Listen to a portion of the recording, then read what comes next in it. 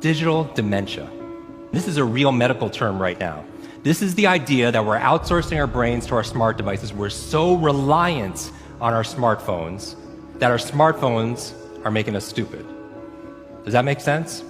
I mean, it's convenient. I don't want to memorize 500 phone numbers, right? Nobody wants to do that. But we've lost the ability to memorize one.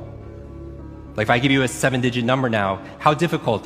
Would you find that kind of difficult to memorize, like a phone number that you used to do years ago? Yes or yes? Because if I take my arm and I put it into a sling for 6 months, does it stay the same?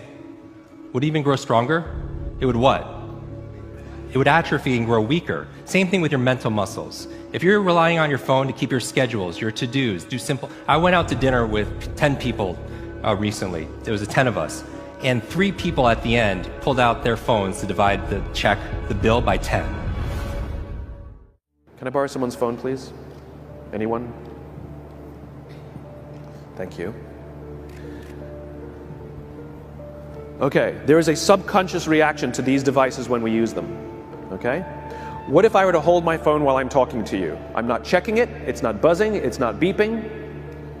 I'm nothing. I'm just holding it. Do you feel at this moment that you are the most important thing to me right now? No, you do not. Because there is a subconscious reaction we have to the device. When it is out, it makes the people around us feel that they are less important. When we show up to a meeting, or a lunch, or a dinner, with our colleagues, our clients, or our friends, or our families, and we put the phone on the table, we have announced to everyone in the room that they are not that important to us. And by the way, putting the phone upside down is not more polite. My favorite one is in the meeting or at a lunch with someone that the phone will ring and the caller ID will pop up and they will go, "I'm not gonna get it." Oh, so magnanimous. Oh, I'm lucky to eat with you today. Or they could just put the damn thing away. You can tell how addicted we are.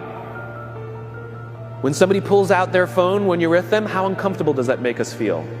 You're walking down the street with someone, they pull their phone out. We feel stupid, so what do? We pull our phones out. We're so addicted. Somebody goes to the bathroom when we're at dinner, and what do we have to sit there by ourselves? God forbid we should look around the room for 5 minutes. We pull our phones out. Meetings, awful. What do we do when a meeting happens, right? Everybody's sitting waiting for the meeting to start. Bob's running a few minutes late. Bob's here? Okay, start the meeting. Do you know when relationships are built? All that in between time. Thank you very much. Parents have to intervene. We have to stop giving our kids free access to social media and phones at young ages. They are not ready for it. Their minds cannot cope with the dopamine. Balance is fine. You can give a kid a phone, but they can't use it in their bedroom. They can't have it at the dinner table. They can't take it to school. They can only have it up to a certain hour, and you take it away. They're children. You can take the phone away.